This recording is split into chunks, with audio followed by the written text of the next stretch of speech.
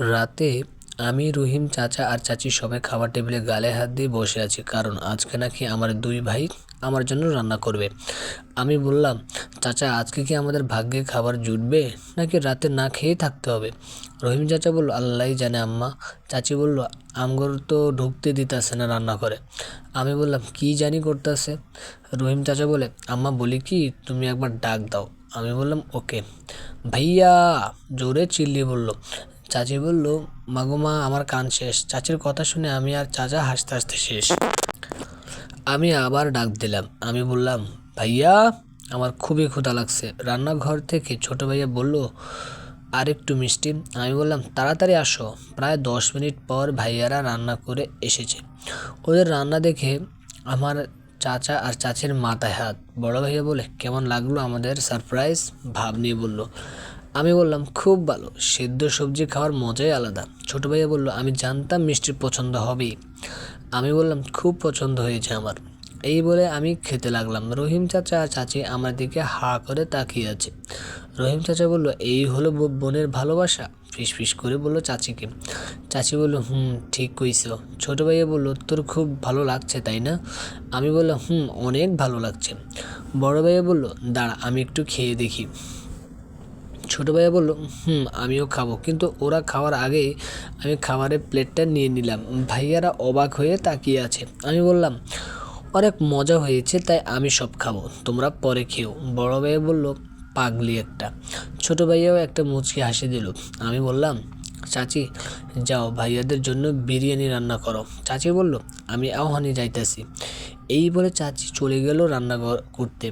চাচি যেতেই ভাইয়ারা আমার কাছে আসলো। আমি খেয়ে যাচ্ছিলাম। বড় ভাইয়া বলল, খুব বড় হয়ে গেছিস রে তুইটুকু। আমার মাথায় হাত রেখে বলল। ছোট ভাইয়া বলল, আমাদের যাতে খারাপ না লাগে সেই জন্য তো কষ্ট করে এই অখাদ্যগুলো খাচ্ছিস। আমি বললাম, কই না তো, খুব মজা হয়েছে।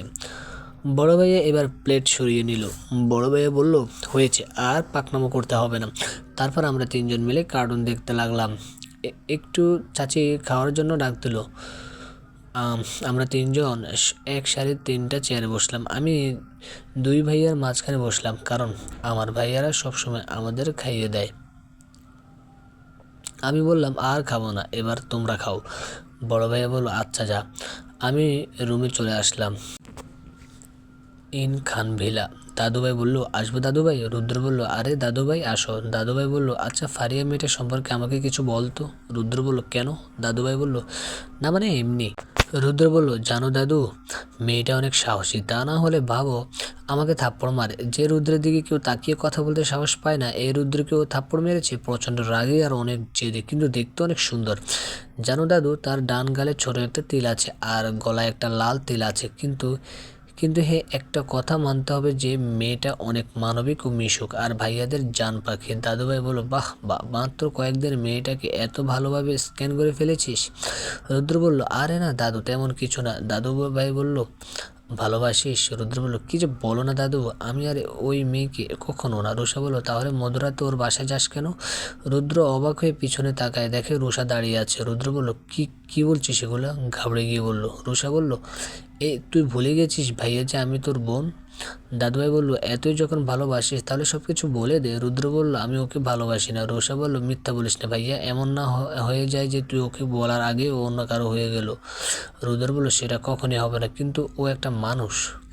দাদুভাই বলল, তো কি হয়েছে, তোর মাও তো মানুষ। রুদ্র বলল, কিন্তু ওর যদি কোনো ক্ষতি হয়? দাদুভাই বলল, ওর কোনো ক্ষতি হবে না। ওরা 3 ভাই বোনই এক ধরনের ক্ষমতায় আছে, যেটা ওরা নিজেরাই জানে না, হয়তো বা জানে। আদি বইয়ে বলা আছে যে ওই মেয়ে তোমার যোগ্য জীবনসাথী। ওই মেয়ে মানুষ হলেও তাদের 3জনের মধ্যে এক অদ্ভুত শক্তি আছে। রুষা বলল, তাহলে তো সব হয়েই গেল। রুদ্র বলল, না, ও যদি জানে যে আমি বা আমরা মানুষ না, তাহলে ও এটা মানতে পারবে না। তাই ও রুদ্রকে না, রাতের লোকটাকে ভালোবাসে। রুষা বলল, কিন্তু জানিস, আমার মনে হয় ফারিয়ার বড় ভাইয়া মেহেককে কিছুটা পছন্দ করে। রুদ্র বলল, ওটা আমারও মনে হয়েছে। তার সাথে ফারিয়ার বড় ভাইয়াকে আমার কাছে অনেক অদ্ভুত লেগেছে। দাদুভাই বলল, সব রহস্য আস্তে আস্তে খুলো, তার আগে এসব কিছু নিহাল আর কথাকে বলতে হবে। আমি ওদেরকে সব বুঝিয়ে বলবো। রুষা বলল, দাদু ভাই। রুদ্র বলল, চল, অনেক রাত হয়েছে, সবাই ঘুমাতে যাও, আমাকে একটু পর যেতে হবে। রুষা বলল, যাচ্ছি যাচ্ছি। রুষা আর দাদু ভাই চলে গেল। রুদ্র বলল, তুমি আমাকে আমাকে না তোমার লোকটাকে ভালোবাসবে, তাহলে তুমি আর কখনো আমাকে ছেড়ে যাবে না। তোমার সেই লোকটা যে আমি, সেটা জানার পরও তুমি আমাকে ছেড়ে যাবে না। আর যদি যাওয়ার কথাও তুমি ভাবো, তাহলে। আর কিছু না বলে রুদ্র একটা ডেভিল হাসি দিল। অন্যদিকে বড় ভাইয়া বলল যে আমি কোনো মেয়ের দিকে তাকাই না, কোনো মেয়েকে কোনোদিন পাত্তা দেই না, সে আমি কিনা একটা পিচ্চি পাগলির প্রেমে পড়লাম। হালকা হেসে দিয়ে বলল। আমি বললাম, তা সেই পিচ্চি পাগলিটা কি মেহেক রানী? বড় ভাইয়া বলল, ছোট ভাইয়া বলল, ও আচ্ছা। বড় ভাইয়া বলল, তোরা এখানে? ঘাবড়ে গিয়ে বলল। ছোট ভাইয়া বলল, না মানে আমার ভাইও আজকাল কোনো মেয়ের কথা ভাবে। বড় ভাইয়া কিছু না বলে হালকা হাসলো। আমি বললাম, তা ভাইয়া আমি কি মেয়েকে বলবো? বড় ভাইয়া বলল, একদমই না। আমি বললাম, কিন্তু যদি অন্য কেউ ওকে নিয়ে চলে যায় তখন? বড় ভাইয়া বলল, আমি কি তোদের বাচ্চা মনে হয়? ফারদিন সিদ্দিক জানে কিভাবে তার জিনিস আদায় করতে হয়। আমি আর ছোট ভাইয়া বসে বসে ভাইয়ার কথাগুলো শুনতেছি। বড় ভাইয়া বলল, সোজা আঙ্গুলে ঘি না উঠলে আঙ্গুল পাকাতে হবে। আমি বললাম, বুঝলাম। বড় ভাইয়া বলল, কি বুঝলি? ছোট ভাইয়া বলল, এই যে আমাদের মেহেকের কপালে একটা দাজ্জাল বর আছে। এই বলে আমি আর ছোট ভাইয়া হাসতে লাগলাম। বড় ভাইয়া বলল, তবে রে। ভাইয়া আমাদের দিকে তেড়ে আসতে আমরা দুজনে এক দৌড় দিলাম। বড় ভাইয়া আমাদের কাণ্ড দেখে হাসতে লাগলো।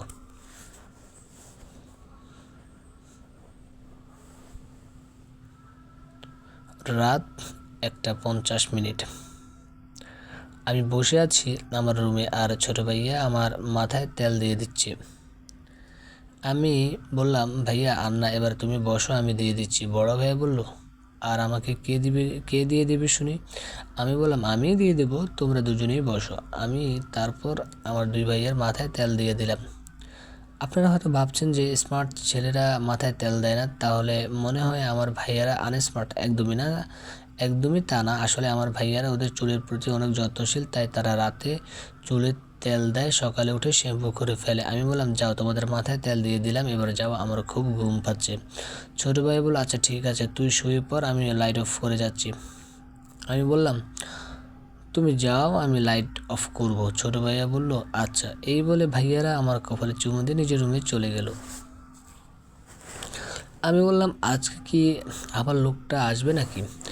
আজকে আমি ওই লোকটার মুখ দেখবই। এসব ভাবতে ভাবতে আমি ঘুমিয়ে গেলাম। রাত 2টা বাজে। একটা মেয়েকে কয়েকটি ছেলে হাত পা বেঁধে নিয়ে যাচ্ছে। হঠাৎ করে তাদের সামনে একটা লোক চলে আসলো। লোকটা কালো কালারের হুডি পরা ছিল আর মুখে মাস্ক ছিল। লোকটা আর কেউ না, রুদ্র। রুদ্র বলল, কই নিয়ে যাচ্ছিস মেয়েটাকে? ছেলেগুলো বলল, তুই কে রে? রুদ্র বলল, আমি কে তা তোদের না জানলেও চলবে, আগে মেয়েটাকে ছাড়। ছেলেগুলো বলল, ছাড়বো না। কি করবি রে তুই? কথাটা বলতে দেরি হয়, কিন্তু রুদ্রের মারতে দেরি হয় না। সে সবগুলোকে লাথি মেরে নিচে ফেলে দিল। তারপর মেয়েটাকে উঠিয়ে হাত পায়ের বাঁধন খুলে দিল। রুদ্র বলল, এত রাতে একটা মেয়ে হয়ে তুমি রাস্তায় কেন বের হয়েছ? মেয়ে কিছু বলার আগে ছেলেগুলো সব উঠল। তা দেখে রুদ্র ছেলেগুলোর কাছে গিয়ে তার সরু দাঁত দিয়ে সবগুলোর ঘাড়ে কামড় বসিয়ে দিল। ওরা সাথে সাথে মাটিতে লুটিয়ে পড়ল। তারপর রুদ্র আবার মেয়েটাকে কাছে এলো। চলো, আমি তোমাকে তোমার বাড়িতে ছেড়ে দিয়ে আসি। মেয়েটা এমনি রুদ্রের এই রূপ দেখে ভয় পেয়ে আছে, তাই আর কিছু না বলে রুদ্রের সাথে যেতে লাগলো। মেয়েটাকে বাড়ি পৌঁছে দিয়ে রুদ্র এবার আমার বাড়ির উদ্দেশ্যে রওনা হলো। রুদ্র বলল, আমি আসছি ময়না পাখি। রাত 3:50। রুদ্র রুমে ঢুকতেই আমার ঘুম ভেঙে গেল। আমি বললাম, রাতে এসে আমার ঘুম না ভাঙলে আপনার শান্তি লাগে না, তাই না? রুদ্র বলল, আসলেই তাই। আমি এবার উঠে বসলাম। আমি বললাম, আচ্ছা আপনি আমাকে কোথায় দেখেছেন বলেন তো? রুদ্র বলল, সেটা তো পরে জানতে পারবে, এখন বলো, তুমি কি আমাকে ভালোবাসো? আমি বললাম, কোনো প্রশ্নই ওঠে না আপনাকে ভালোবাসার।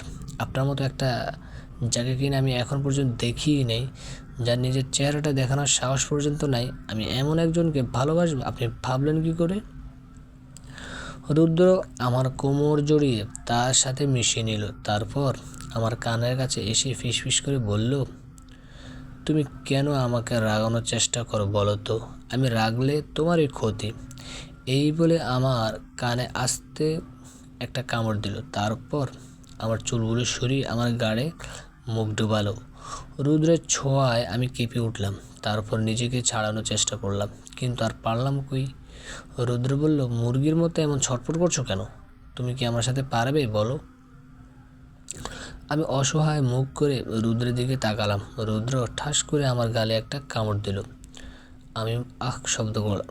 আমি এবার কান্না করে দিলাম, কারণ কামড়টা আসতে দিলেও আমার ব্যথা লেগেছে। রুদ্র উত্তেজিত হয়ে আমাকে ছেড়ে আমাকে বসালো। তারপর যে জায়গায় কামড় দিয়েছে ওই জায়গায় একটা কিস করে দিল। রুদ্র বলল, আসলে আমি তোমাকে কষ্ট দিতে চাইনি। কান্না সুরে বলল, এখনও ব্যথা হচ্ছে? আমি দেখছি আর ভাবছি। আমি বললাম, লোকটা আমার কথা এত ভাবে, আমার এত কেয়ার করে, কিন্তু আবার নিজেই ব্যথা দেয়। পাগল লোক একটা। রুদ্র বলল, আমি পাগল ছিলাম না, পাগল হয়েছে তোমার জন্য। আমি হা হয়ে তাকিয়ে আছি। রুদ্র বলল, যাও গিয়ে ঘুমিয়ে পড়ো।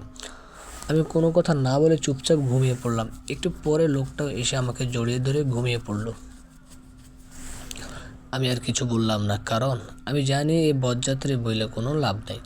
রুদ্র বলল, মনে মনে আমাকে গালি দিয়ে আমার ঘুমটা ভাঙার প্ল্যান করছো নাকি? শোনো, আমি যদি ঘুমাতে না পারি তাহলে তুমিও কিন্তু ঘুমাতে পারবে না, তাই গালি না দিয়ে ঘুমাও। এই বলে রুদ্র আমাকে আরও শক্ত করে জড়িয়ে ধরে ঘুমিয়ে গেল। কোনো উপায় না পেয়ে আমিও ঘুমিয়ে গেলাম। In Khan villa. নিহাল বলল, বাবা এগুলো কি বলছো? কথা বলল, বাবা, এরা কি করে হতে পারে? আর হাম বলল, কেন হতে পারে না? তোমরাও তো একজন মানুষ আর একজন ভ্যাম্পায়ার, তাহলে ওদের মিল হতে পারে না কেন? নিহাল বলল, কিন্তু বাবা, রুদ্রের যে রাগ। আর হাম বলল, তুমি তোমার ছেলেকে কোনো দিন রাতে ঘুমাতে দেখেছো? কিন্তু ফারিয়া আসার পর থেকে ও রাতে শান্তিতে ঘুমাচ্ছে, তাও ফারিয়ার কাছে গিয়ে। নিহাল বলল, কিন্তু রুদ্র ফারিয়াকে দেখছে মাত্র 2 দিন হলো। ও রুষা বলল, না ভাইয়া, ফারিয়াকে দেখেছে আরও 2 মাস আগে। পিছন থেকে রুষা বলে ওঠে কথা। আর নিহাল বলে, মানে? আরাম বলল, রুদ্র 2 মাস আগে কয়েকদিনের জন্য লন্ডনে গিয়েছিল। তখন ও সেখানে ফারিয়াকে প্রথম দেখে। আর ফারিয়াকে দেখা মাত্রই ওর চোখ স্থির হয়ে যায়, চোখের আগুন নিভে যায়, মন শান্ত হয়ে যায়। নিহাল বলল, কিন্তু বাবা, এটা কি করে সম্ভব? বইয়ে লেখা আছে যে রুদ্র কোনো সাধারণ মেয়ের প্রেমে পড়তেই পারে না। অরুষা বলল, ফারিয়া কোনো সাধারণ মেয়ে না বউ, ও আর ওর ভাইয়ারা কোনো সাধারণ মানুষ না, আর সেটা শুধু ওর ভাইয়ারা জানে। ফারিয়া এই সম্পর্কে কিছুই জানে না। ওদের 3 ভাই বোনেরই এক ধরনের ক্ষমতা আছে, আর তা না হলে তুমি ভাবো বাবা, আমরা কিন্তু কোনো সাধারণ মানুষের সাথে থাকতে পারি না, শুধু মা ছাড়া। কিন্তু আমি আর মেহেক ফারিয়ার সাথে এক রাত থেকেও এসেছি, কিন্তু ফারিয়ার কোনো ক্ষতি হয় নাই, আর ভাইয়া তো প্রতিদিনও থাকে। যদি ফারিয়া কোনো সাধারণ মেয়ে হতো তাহলে ওর কোনো ক্ষতি হতো, কিন্তু ফারিয়ার কিন্তু কোনো ক্ষতি হয়নি। কথা বলে, কিন্তু রুদ্রের যখন রাগ হয় তখন সে অত্যন্ত ভয়ঙ্কর হয়ে ওঠে। তখন যদি মেয়েটার কোনো ক্ষতি করে ফেলে। আর হাম বলল, এমনটা কখনো হবে না, কারণ তোমার ছেলে সব সহ্য করতে পারলেও ফারিয়ার কষ্ট সহ্য করতে পারে না। ফারিয়ার চোখের পানি তার দুর্বলতা। নিহাল বলল, সবই বুঝলাম, এখন দেখা যাক কি হয়। কথা বলল,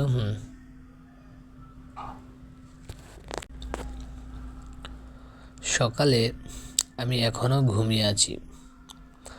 আমার রুমের দরজার ভিতর থেকে লক করা ছিল, কিন্তু আমার ভাইয়াদের কাছে আমার রুমের এক্সট্রা চাবি আছে। সে চাবি দিয়ে আমার 2 ভাই আমার রুমে ঢুকে আমাকে ঘুম থেকে উঠানোর চেষ্টা করছে, কিন্তু আমার ওঠার কোনো নামই নেই। ছোট ভাইয়া বলে, মিষ্টি ওঠো না, দেখো তোকে ভার্সিটিতে যেতে হবে, প্লিজ উঠে পড়। ভাইয়া বলল, টুকু, তুই কি উঠবি নাকি আমরা না খেয়ে অফিসে চলে যাব? আমি বললাম, না না, এই তো ফারিয়া উঠে গেছে। কেবলা মার্কা হাসি দিয়ে বলল। আমার কথা শুনে ভাইয়া হেসে দিল। ছোট ভাইয়া বলল, তাড়াতাড়ি ফ্রেশ হয়ে নে, আমি আর ভাইয়া তোকে নিয়ে ভার্সিটিতে যাব। আমি বললাম, তোমরা যাবে আমার সাথে? বড় ভাইয়া বলল, ছোট ভাইয়া বলল, আমি তো সত্যি তোকে দিয়ে আসতে যাব, কিন্তু ভাইয়া কি শুধুই তোকে দিয়ে আসতে যাবে নাকি অন্য কিছু? বড় ভাইয়া বলল, ছোট, তুই কিন্তু এবার আমার হাতে মার খাবি। আমি বললাম, বড় ভাইয়া, তুমি কি মেয়েকে দেখতে যাবে নাকি? বড় ভাই বলল, মানে ওই আর কি। হালকা হেসে মাথা চুলগুলো। আমি বললাম, হয়েছে, এখন তোমরা নিচে যাও, আমি ফ্রেশ হয়ে আসছি। ভাইয়ারা বলল, তাড়াতাড়ি চলে আসিস। আমি বললাম, এই বলেই ভাইয়ারা আমার গাল টেনে নিচে নেমে গেল। আমিও ফ্রেশ হতে চলে গেলাম। আমি ফ্রেশ হয়ে এসে রেডি হতে লাগলাম। আজকে আমরা 3 ভাই বোন এক কালারের শার্ট প্যান্ট পরব। আমি রেডি হয়ে নিচে গেলাম। আজকে আমরা 3 জনই কালো কালারের শার্ট আর সাদা কালারের প্যান্ট পরলাম। চুলগুলো এক সাইডে এনে নিচের দিকে জুটি করলাম। হাতে ঘড়ি আর পায়ে স্পোর্টস শু, চোখে কাজল আর ঠোঁটে হালকা গোলাপি রঙের লিপস্টিক। আমি নিচে নামতেই রহিম চাচা আমাকে দেখে বলল, রহিম চাচা বলে, বাহ, আজ যে আমারে খুব ভালো লাগতাছে। চাচি বলল, তিন ভাই বোনই আজকে একরকম জামা পরছে। বড় ভাই বলল, টুকু, তোকে তো আজকে অনেক সুন্দর লাগছে। ছোট ভাই বলল, অনেক সুন্দর লাগছে রে তোকে। আমি বললাম, থ্যাংক ইউ। বড় ভাই বলল, চাচা, আমি আপনাকে 3টি R15 আনতে বলেছিলাম, এনেছেন? আমি বললাম, কি, আমরা আজকে 3 জনে বাইকে করে যাব? ইয়াহু! ছোট ভাই বলল, হইছে পাগলি, এবার আয় তো আমাদের মাঝখানে, তোকে খাইয়ে দেই। বড় ভাই বলল, তাড়াতাড়ি বস টুকু, দেরি হয়ে যাচ্ছে। আমি বললাম, বড় ভাই বলল, রহিম চাচা, চাচি, তোমরাও বসে খেয়ে নাও। রহিম চাচা বলল, তোমরা আগে খাইয়ালো, তারপর খামো। আমি বললাম, তোমাদেরকে কেউ জিজ্ঞাসা করে নাই, তাড়াতাড়ি খেতে বসো, চোখ রাঙিয়ে বলল। ছোট ভাই বলল, তোমরাও তো আমাদের পরিবারেরই একজন, তাড়াতাড়ি খেতে বসো। রহিম চাচা আমাদের আড়ালে চোখ মুছে চাচিকে নিয়ে আমাদের সাথে খেতে বসলো। চাচি বলল, তোমরা অনেক বালা, কান্না সুরে বলল। আমি বললাম, ঠিক আছে, এবার খেতে বসো। এরপর আমরা 3 জনে খেয়ে বাইক নিয়ে বের হয়ে পড়লাম। আমরা 3 জনেই বাইক চালাতে খুবই অভিজ্ঞ, তাই আমরা খুব স্পিডে চালাচ্ছি। আমাদের অনেক পিছনে বডিগার্ডস। বলতে গেলে আমরা আজকে 3 জনেই রেস করছি। আমরা 3 জনে একসাথে আছি, মানে একতালে চালাচ্ছি 3 জনে। আমরা 3 জনে জানি যে আমরা একসাথে ভার্সিটিতে ঢুকবো, কারণ সবসময় এমনই হয়। In Khan villa. নিহাল খান নিজের রুমের সোফায় বসে আছে আর কি জানি চিন্তা করছে। কথা খান রুমে এসে দেখে নিহাল খান কি জানি চিন্তা করছে। কথা বলল, তুমি কি ফারিয়ার কথা চিন্তা করছো? নিহাল বলল, আচ্ছা, রুষাকে একটু ডাকতো। কথা বলল, কেন? নিহাল বলল, আমার ফারিয়ার আর রুদ্রের সম্পর্কে কিছু জানার আছে। কথা বলল, আচ্ছা, আমি ডাকছি। রুষা বলল, কি হয়েছে মা, ডেকেছো? কথা বলল, তোমার বাবা তোমার সাথে কিছু কথা আছে। রুষা বলল, বলো বাবা। নিহাল বলল, আচ্ছা রুষা, ফারিয়ার বাবা মার নাম কি? রুষা বলল, ফারিয়া আমাকে বলেছিল তার বাবার নাম নূরে আলম সিদ্দিকী আর মায়ের নাম পারভিন সিদ্দিকী। নিহাল আর কথা আমার বাবা মার নাম শুনে চমকে উঠলেন। নিহাল বলল, কি বলছো তুমি রুষা? কথা বলল, আর কিছু জানো? রুষা বলল, না মা, আমি ওর মাইন্ড পড়তে পারিনি, কিন্তু কেন এমনটা হলো আমি ঠিক বুঝতে পারলাম না। নিহাল বলে, ফারিয়ার মাইন্ড একমাত্র রুদ্রই পড়তে পারবে। রুষা, তুই এখন যাও আর তোর দাদুকে বল এখানে আসতে। রুষা বলল, রুষা চলে গেল আর দাদুকে পাঠিয়ে দিল। আরাম বলল, কিরে, আমাকে ডেকেছিস? নিহাল বলল, বাবা, তুমি কি জানো ফারিয়া কাদের মেয়ে? উত্তেজিত হয়ে বলল। আরাম বলল, তুমি ভুলে যেও না নিহাল, আমার এই দুনিয়ায় কোনো কিছুই আমার অজানা নয়।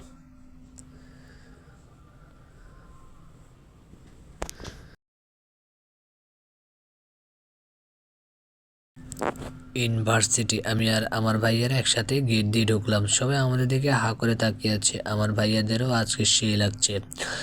আমার বড় ভাইয়া আর ছোট ভাইয়াও আজকে কালো শার্ট আর সাদা প্যান্ট পরেছে। আমার দুই ভাইয়ের চুলগুলো এক্সেল স্পাইক করা, হাতে ঘড়ি। সব মেয়েরা আমার ভাইয়াদের দিকে হা করে তাকিয়ে আছে। তারপর আমি আর ভাইয়ারা বাইক পার্ক করে আমরা তিনজন একসাথে হলাম। আমাকে দেখে মেহেক আর রুষা আমার কাছে আসলো। আমার বড় ভাইয়া তো মেহেকের দিকে হা করে তাকিয়ে আছে, কিন্তু আমার ছোট ভাইয়াকে দেখে রুষার রাগ উঠে গেল, কারণ ও ওই দিকের ধমকটা সে এখনও ভুলতে পারেনি।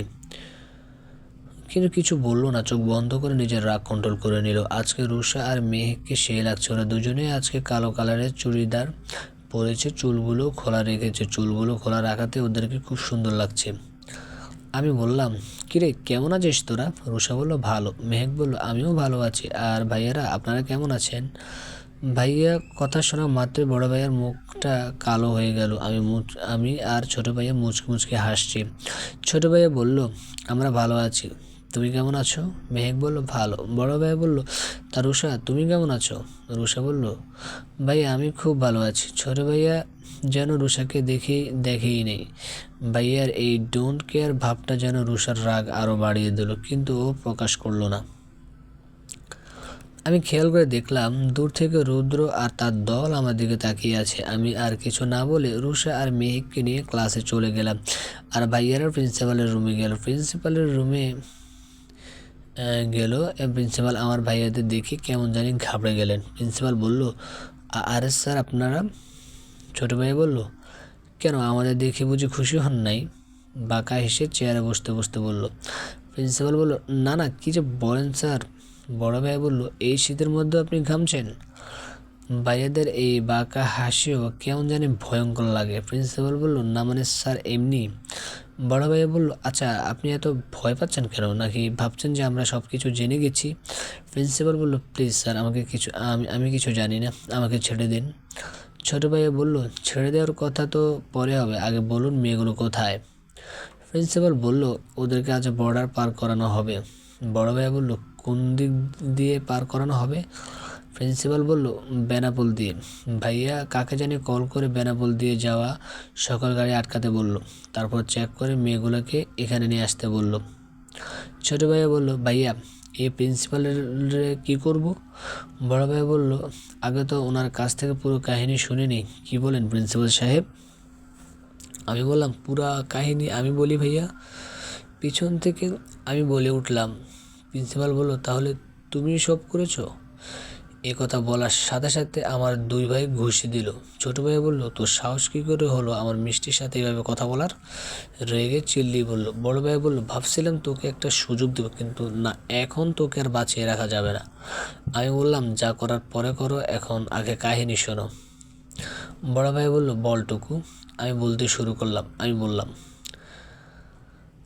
আমি যেদিন প্রথম এখানে আসি ওই দিন আমি ক্লাস শেষ করে বাসায় ফিরছিলাম, কিন্তু আমি ওই দিন গাড়ি নিয়ে আসি নাই, আর সেজন্য আমি রিক্সায় করে যাচ্ছিলাম। ঠিক তখন দেখি আমাদের প্রিন্সিপাল সাহেব একটা মেয়েকে ওনার গাড়ি করে নিয়ে যাচ্ছে। আমি ভাবলাম এমনি হয়তো নিয়ে যাচ্ছে, আমি আর পাত্তা দিলাম না। এরপরের দিন আমি গাড়ি নিয়ে ভার্সিটিতে আসি, কিন্তু ঠিক ওই দিনও আমি ওনাকে আরেকটা মেয়েকে নিয়ে যেতে দেখি, কিন্তু আমি এবার ভার্সিটিতে আসার সময় মেয়েটাকে নিয়ে যেতে দেখি। আর গতদিন বাসায় যাওয়ার সময় দেখছিলাম। এবার আমার কিছুটা সন্দেহ হয়। আমি ভার্সিটিতে যাই আর ক্লাসে যাওয়ার সময় দেখি এক দম্পতি কান্না করতে করতে যাচ্ছে। আমি দৌড়ে ওদের কাছে গেলাম, কিন্তু জিজ্ঞাসা করলাম কি হয়েছে। ওনারা বলল ওনাদের মেয়ে কালকে ভার্সিটি থেকে আর বাসায় ফেরেনি। আমি ওদের কাছে মেয়ের ছবি দেখতে চাই।